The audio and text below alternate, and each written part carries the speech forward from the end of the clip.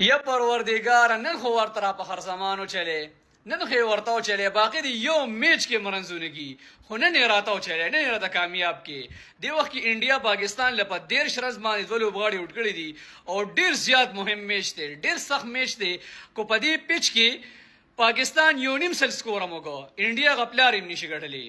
ستاسو په خیال پاکستان بدی پیچ باندې څومره ټارګټ انډیا له ورګي په کمنټس کې ټول وایي خو ګونن په هر زمانو چلی دو صاحبزاده فرحانو چلی دو چې کم یو پکې چلی دو یو لوبغاړي چلی دو او یو نیم سل د هم صرف سکور رسو نو وکیل خبره وی دا میچ ضروری دی دا گیم ضروری دی او ډیر زیات ضروری دی چې نن دوی لماته ورګي بیا پاکستان سره سپین بولینګ شته او مضبوط بولینګ دی خو چې صرف نن چلیږي نوازو چلی دو